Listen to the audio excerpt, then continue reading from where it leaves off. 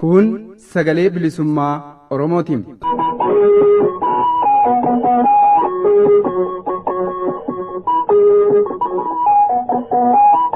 Sagaleen bilisummaa Oromoo dambalii gabaabaa meetir baandii 19 kiiloo heerzii 15,420 irratti jimaataa fi dilbata galgala sa'aatii 8 haga sa'aatii 8 walakkaatti afaan Oromootiin, roobii ammoo galgala sa'aatii 8 haga sa'aatii 9tti afaan Oromoo fi afaan Amaaraan wal duraan duubaan qophiilee dabarsuu amma jalqabama. Kun sagalee bilisummaa Oromootiin.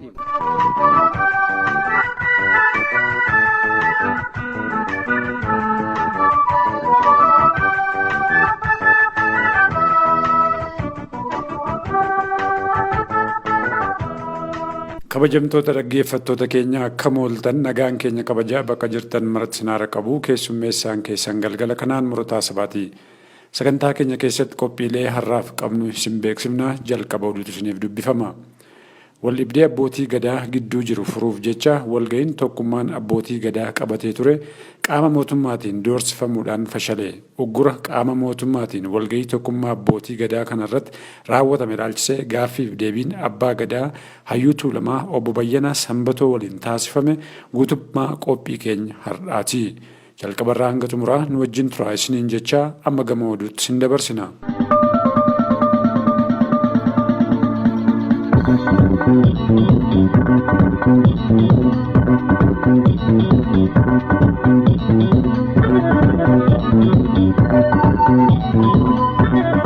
Irra deebi'uudhaan akkam jirtu dhaggeeffattoota keenya, oduu yeroo kanaa qabannee dhiyaanneerraa oduu har'aa kan isiniif himu an Ibsaa Gaaddisaati. Hiraarri hidhamtoota Oromoo mana hidhaa Sanqallee akkaan hammaachaa dhufuu maddeen mana hidhaa san keessaa SBO'f gabaasan. Akka odeessa maddeen kanaatti hidhamtoonni kunneen hiraarri hamaan akka irratti raawwatamaa jiru ibsanii rakkoo nyaataa, bishaanii fi mana cufaa keessatti hidhamuun gidarfamuun bal'inaan hidhamtoota kana irratti raawwatamaa akka jiru dubbatan. Akka odeessa kanaatti akkuma durii doorsisii fi yoo gaaffii gaafatan gadi baafamanii uleen reebamuun akka jiruu fi maqaaf leenjiif haa jedhamu malee mooraa sana keessatti leenjiin tokkollee kennamaa akka hin jirre ibsan. Addatti ammoo tibbana odeeffannoo mooraa kana keessaa baaftan jechuun shamarran irratti maqaa sakattaatiin miidhaan hedduun irra gahaa akka jiru maddi oduu kun nuuf himanii kanneen dhukkubsatanii kilinikni riifara barreesseef illee akka hin deemne dhorkatamuu fi yookaan deeman ta'e illee osoo wal'aansa gahaa hin argatiin akka mana hidhaatti deebifaman gochaa akka jiran odeessi mooraa Sanqallee keessaa bahe ifoomseera. Godina Wallaggaa Lixaa Ona Qondaalaa ganda Guumaa Gaara Arbaa keessatti abbaa fi intalli akka ajjeefaman dhaga'ame. Oduun sagalee bilisummaa Oromoo dhaqqabe akka ifa godhutti gidduu kana godina Wallaggaa Lixaa Ona Qondaalaa ganda Guumaa Gaara Arbaa keessatti obbo Jamaal Aliyyii fi intalli isaanii Aayishaa Jamaal hidhattootaan ajjeefaman. Haaluma wal fakkaatuun Ona Ayiraa ganda Bondaa'oo jedhamu keessatti dargaggoon Indaaluu Taayyee jedhamu osoo aramaatti qoricha biifuu akka ajjeefame gabaafameera. Ona Gullisoo ganda Sankii Daannoo irraa ammoo dargaggoon Eebbaa Waaqennee jedhamu galgala loon osoo dallaa yookiin foonaatti galchee galaa jiru itti dhukaasanii akka madeessan ibsameera. Walgahiin tokkummaa abbootii gadaa doorsisa humna poolisiin nu harkaa kufe jechuun abbaan gadaa Hayyuu Tuulamaa obbo Bayyanaa Sanbatoo SBO'f himan. Akka obbo Bayyanaan gaaffiif deebii sagalee bilisummaa Oromoo waliin taasisaniin ibsanitti waldhibdee abbootii gadaa jidduu jiru furuuf jecha araara buusuuf guyyaa beellama keenyaa eegne yeroo manaa baanutti poolisiin nutti bilbiluun nu doorsise. Walgahiidha jettanii ni dhuftan yoo ta'e walitti qabnee isin hiina jechuun nu doorsisan jedhu abbaan gadaa Bayyanaa Sanbatoo. Guutummaa golee Oromiyaa keessa raayyaa fi walloo osoo hin hafin namoonni hedduun walgahii kanaaf dhufanii daba mootummaan nurratti hojjetee nu uggureen hundumti keenya faffacaanee gara mana keenyaatti galleerra jechuun yaaddoo isaanii sagalee bilisummaa Oromoof laataniiru. Dhaggeeffattoota keenya qaama mootummaatiin doorsifamuudhaan walgahiin tokkummaa abbootii gadaa fashaluu ilaalchisee gaaffiif deebii abbaa gadaa Hayyuu Tuulamaa obbo Bayyanaa Sanbatoo waliin taasifne oduuttaan sun isiniif dhiyeessinam. Oduu xumuraatiin Godina Qeellam Wallaggaa onoota adda addaa keessatti waraanni mootummaa nama ajjeesuu fi manneen uummataa gubuu akka itti fufee jiru ibsame. Oduun jiraattota godina Qeellam Wallaggaa onoota garaagaraa irraa tibbana sagalee bilisummaa Oromoo dhaqqabe akka hubachiisutti waraanni mootummaa EPRDF maqaa nagaa eegsisuutiin bobba'ee jiru namoota nagaa itti dhukaasee ajjeesuu fi manneen uummataas gubaa jiraachuudha. Haaluma kanaan hagayya 23 bara 2019 godina Qeellam Wallaggaa ganda Tuulamaa keessatti waraana mootummaan namni ajjeefameera, manneenis gubataniiru. Aliyyi Mahammad Barjee, Rashid Afandii fi Mahammad Abdallaa kanneen jedhaman jalaa manni gubachuu oduun arganne ifa godhama. Namni maqaan isaa Abdallaa jedhamu ammoo ajjeefamuu isaa oduun naannoo sanirraa ba'u ibsee jira. Abdallaa Jibroo, Ahmad Usmailii fi Sheek Shamsaddiin kanneen jedhaman ammoo deeggartoota mootummaa ta'anii waraana mootummaa waliin deemanii kan mana uummataa guban ta'uu oduun kun ifa godhama. Keessumaa namni Abdallaa Jibroo jedhamu Mahammad Yaasin kan jedhamu abaa'oo soorta yookiin nyaachifta ittiin jechuun mancaan quba irraa muruudha oduun nu gahe kan addeessu. Egaan dhaggeeffattoota keenya oduun har'aaf qabannee dhiyaanne kanuma qophiilee sagalee bilisummaa Oromoo hafan hordofaa.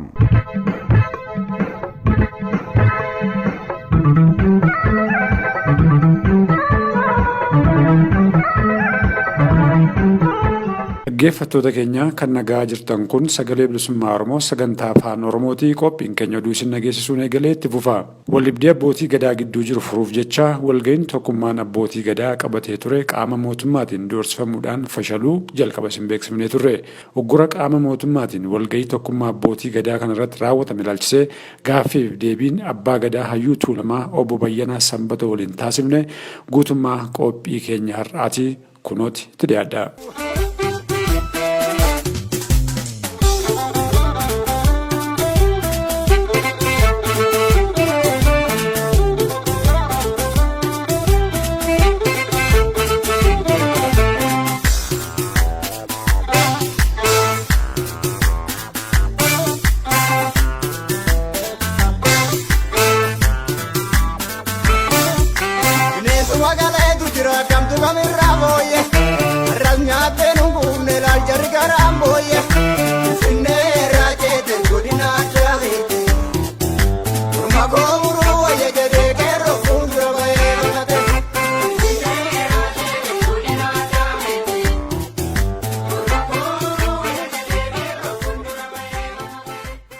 Hello, kam nagaa ooltanii? Abbaa Gadaa Bayyanaa. Nagaa wayyuu baga namaa jennu. Abbaa Gadaa Bayyanaa Sanbatoo, ani Waaqoon Ooleeti sagalee bilisummaa Oromoo irraa isinii bilbilaa jira. Dhiyeenya kana mudannoo wayittuu si mudate jechaa dhageenye isarratti yaada akka nuu kennitan barbaanne. Nu yaa'u araara filaan xiqqoo abbootii gadaa gidduu rakkoo jiraayyuu. Ayyee. Isa silaa walitti dhufanii dura waa'ee aadaa afkalee baratanii namoota namni aadaa barsiisu nama sadii qopheessineeyyuu biiroo aadaa turizimiittis magaala Bishooftuutis yaamne barreeffama bulchiinsa nageenyattis kennine. Inni kun akka abbootii gadaatti jechuudha. Akka tokkummaa abbootii gadaa nu gadaa barreen gaddaati illee kennine Tuulamaayi. Ayyee. Akka hayyoota akka isaan jallatanii nuti akka nu gadaatti hin gallakkisu jedhanii olii gadi waree silaa cubbuun biyya kanaa dhugaa hojjetu jiru cubbuun hin jirti. Amma silaa hayyoota walitti illee araarri akka bu'u waa'ee dura immoo asitti fidhannee gooneyyuu hin beekamu qaamni mootummaattis aadaa turizimiinis hindaa'umtoo dareetti. Jimaata galaanu jedhaniyyuu namni immoo yaamame durumaanuu yaamne nuyi achoo dareessani sanyoo iftaan boru galaniyyuu yaa walumaan dubbanne hojje duree wayyaa. Wixata boruu jechuu keessani wixata boruu ta'a jechuudha. Bultii digdamatti. Amma silaarraa kalee asitti mari'anna jennaani egaa guddoon karaa kumaa ol dhufnaani poolisiin akka achitti yaadne nuun jedhee. Amma sila iddoon itti mari'achuu fi beellamatti waliif qabattanii turtan iddoon isaa dhaabbataan eessa ture? Dhaabbataan dura gootareedha. Haadummaa asumatti duraan Finfinneetti goonee nu turban lama. Finfinnee namoo eenyu kandidaatti goonelleeti.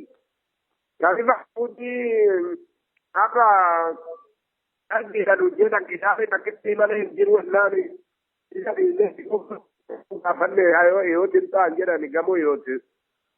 Asitti goonee nama guddaa baay'ee qabaa biyyootuma nu wayya hundumaa goone.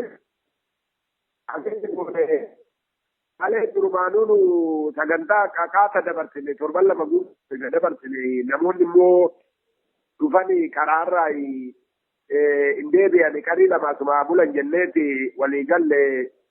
Maayigaa poolisiin gaa mootummaa waliin jiru akka gorteen keechanii achi hin geenye kara manaa gala jedhanii manguddoo kana hunda galchine gaa maal goonaree raayyaarraa nafne walloo nafne tokko nafne yuutilaayi jaarsi waa'ee gadaa bichaa oduu ta'in nageenya affeetu nageenya barbaadee nageenyani walitti dhufeetoo jira nageenya buuseelleeti jaarsi qeetu yoo nageenya taa'e ati maal jedhanii mari'anii silaa keessa laalanii maaliif keechanii maalinni alaaman keechanii hojjaan keechan maal jedhanii yoo jaarsi yoo namni illee dogongore likkii moti jedhanii sirreecha silaa maayii oduwaa tokko hin gahin kottee keechan akka achi hin geenye jedhanii maal goona wayi humna qabnaanu karma manaa galle.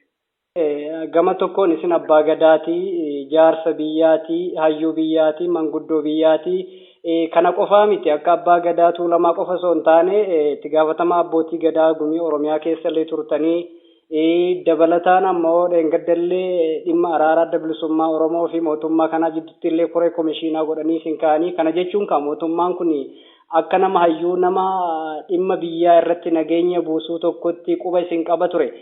Haa ta'u malee kun dheengadda amma akka isin naan jedhaa jirtanitti ganamuma yeroo mana keenya baanutti poolisiin nutti bilbilee nu doorsiseen dhufin jedheedha. Sababni isaa maali? Poolisiin isin doorsisu kun maal jedhee isinitti hima? Sababa addaa wanni inni kaa'eetiin waan qabatamaa isin hubachiise jira moo akkanumaan hin dhufin jedhan?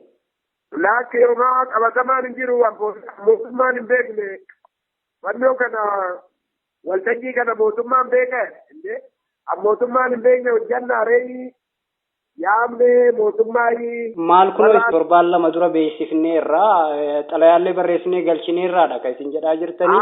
Yaamne nuyi. Manguddoota yaamne torban lama guuta manguddoonni abbootiin gadaa jiraamoti. Isaan qaata yaamne nu akka sagagaajja torban lama achi. Mootummaa immoo aduu kamisaati itti kennine nu kamti gosa irratti argama inni. Irratti argamuudha akka waltajjii kantiibaa yaamne poolisii magaala Bishooftuu kantiibaa magaala Bishooftuu bulchiinsa nageenya waajjira oditti biiroo aadaa Oromiyaa ittaanaa fi hoogganaan aduma kenne barreeffama kennine dhufanni dhaggeeffachuu poolisii dhibee nageenya akka nu eeganii hin jedhu sani wanni maal amma kana wanni ulfaatan hin jiru waan ta'e hojii malee. Egaa waan beekamaa ta'e wanni isiniin jedhu maali? Poolisiin kun yeroo isin bilbila sanitti wanni qabatamaa kana san isiniin jedhe maali? Nafini callisiisu mana keessin bayinidha. Achiin dhiyaatina qaama poolii mootummaan hin beeku waltajjii kana akka dhiyaanne yoo itti deemne sabasabnee hidhaatti isin galchine. Afaanumaa baafatee yoo ka deemtan ta'e walitti isin qabne mana hidhaatti isin guurraadha.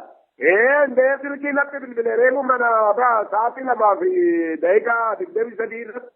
San booda deebiin isin laattaniif maal ree isinuu yaadaa? Mootummaan hin beekaa wanna mootummaan hin beekne hin jiru sittuu ergine naan ani kalee galgalan arge jedhe jimaata galgalan arge maarree yoo argite tuftanii maal hojjetan hin jettanii waanuma irreechati waanuma nagaati beekboonu biyyan gara galchinu.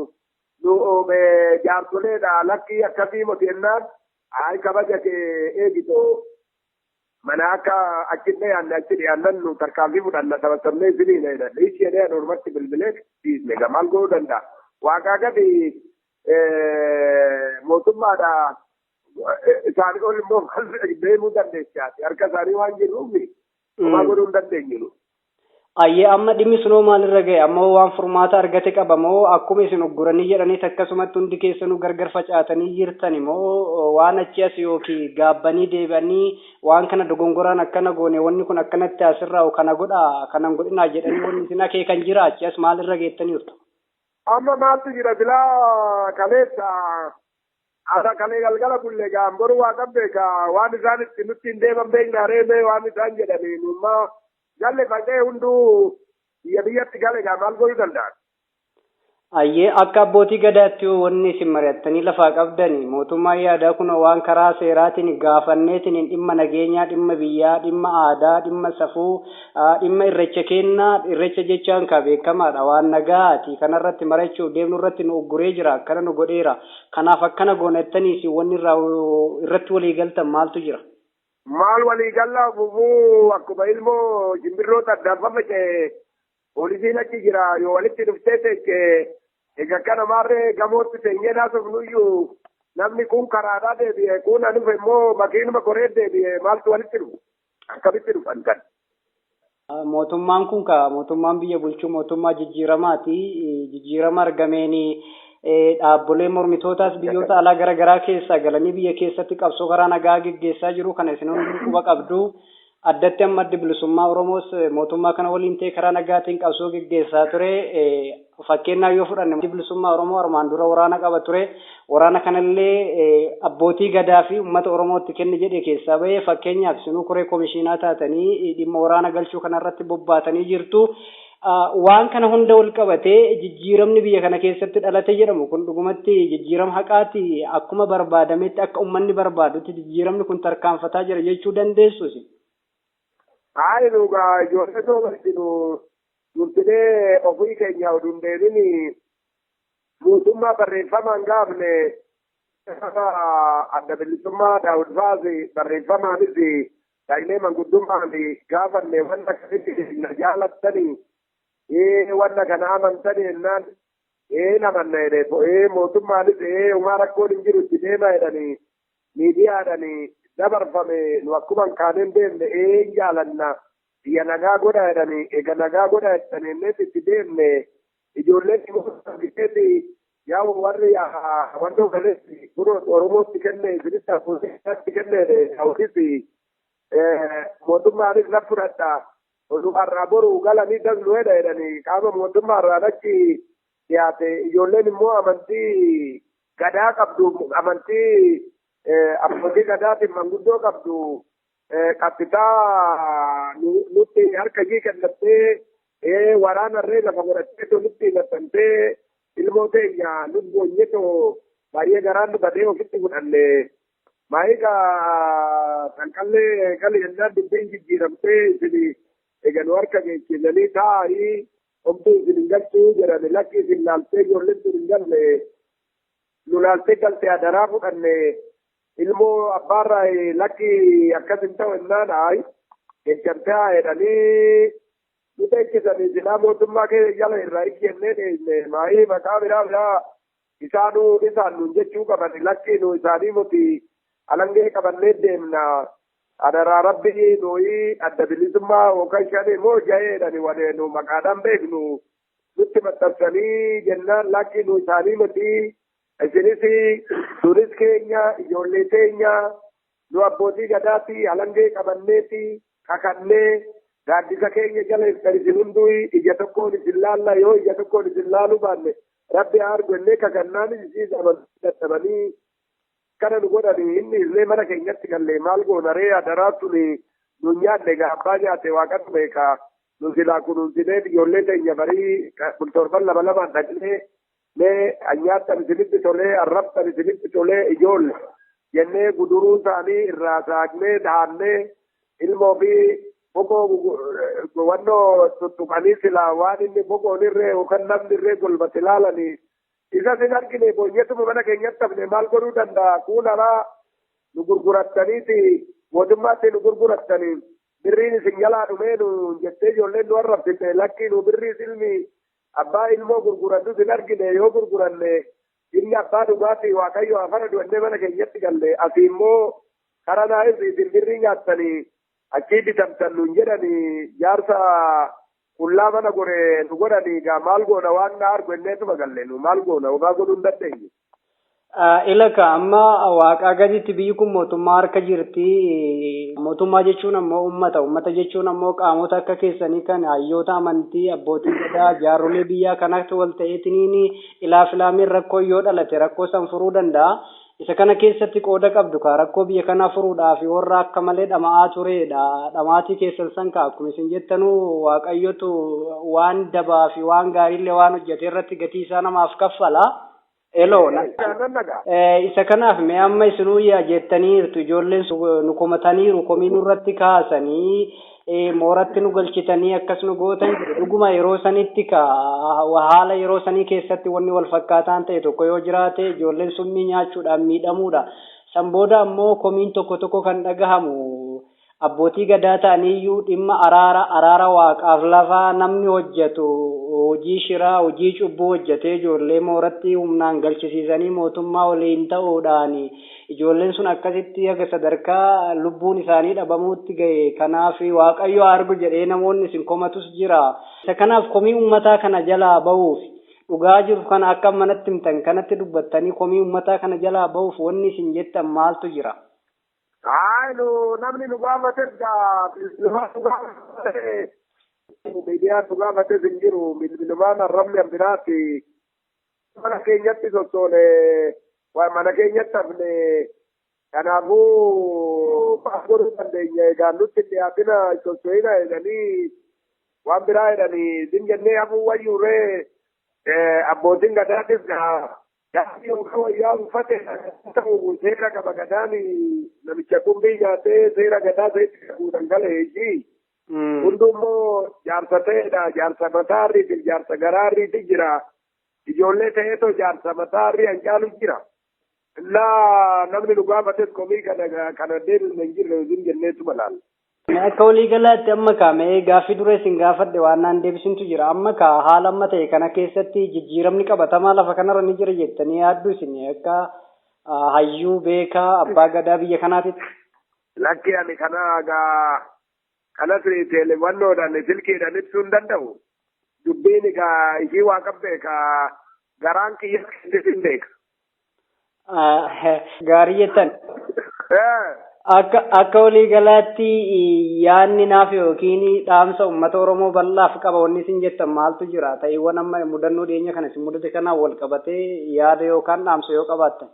Ani dhaamsi kiyya uummanni Oromoo abbootiin gadaa seera gadaa ishii gallakkistee wanno gadaan obbaa 8 namaa kennamte an qabani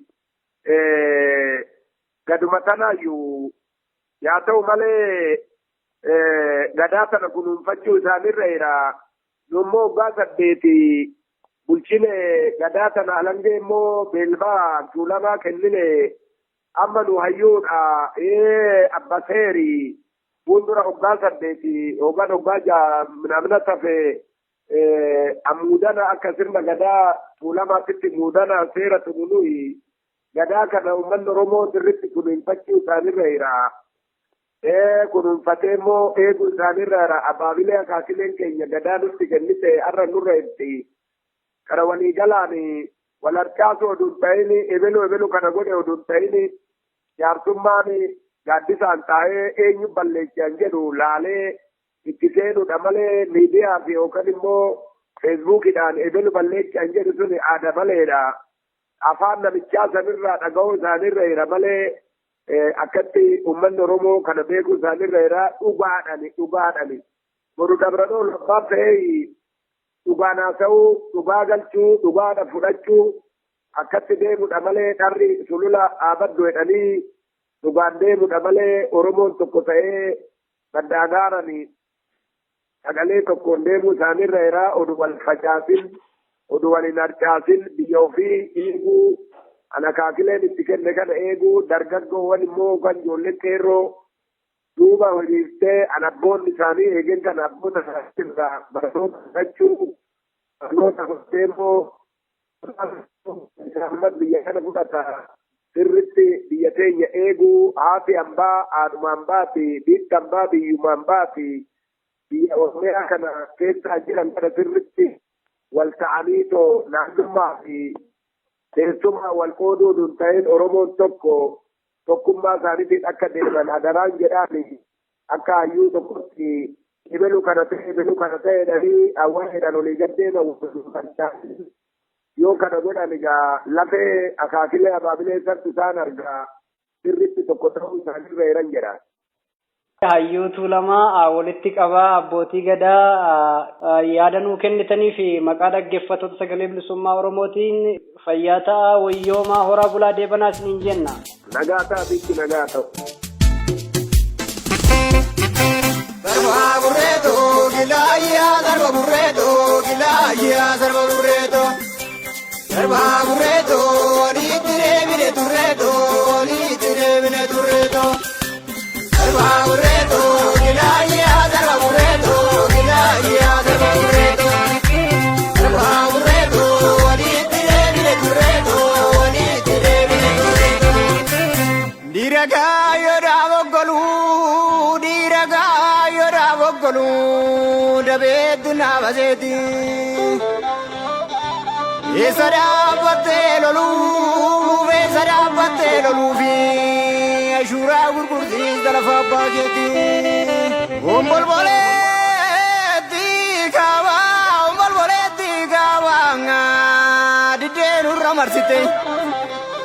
diddeen urra marsite mana urratti dhiigdee lammii koo gidirsite.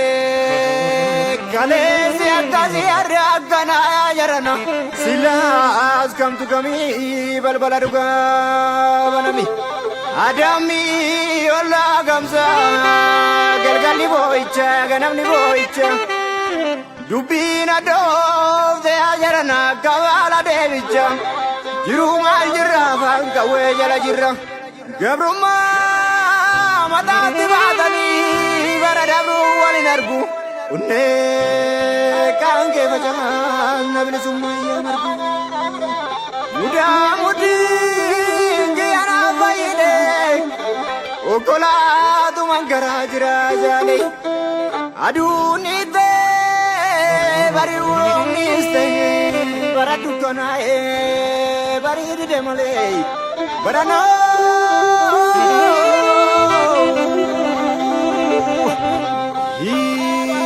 barana o malata inya sila baruma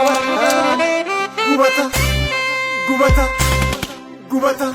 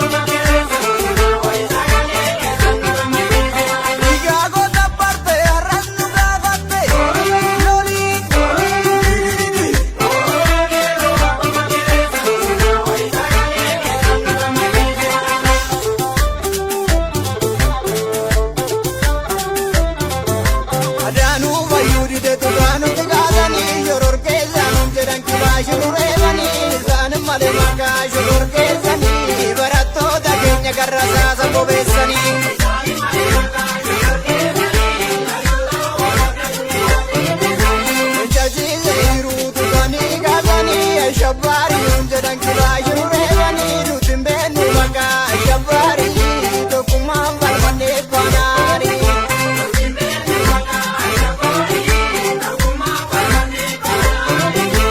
Guyyaan isaaf kenne bukkeenu dhagaa cabsaa gabaanii babaadhi yaa walitti labsaa waraabessi nu nyaachurra ilmaanayyaa isa nyaatanii yoolu nuuffata wayyaa waraabessi nu nyaachurra ilmaanayyaa isa nyaatanii yoolu nuuffata wayyaa waraabessi nu nyaachurra ilmaanayyaa isa nyaatanii yoolu nuuffata wayyaa. Egaan dhaggeeffattoota keenya jalqabarraa hanga xumuraatti nu wajjin taatanii sagantaa keenya hordofuu keessaniif guddoo galatoomaa.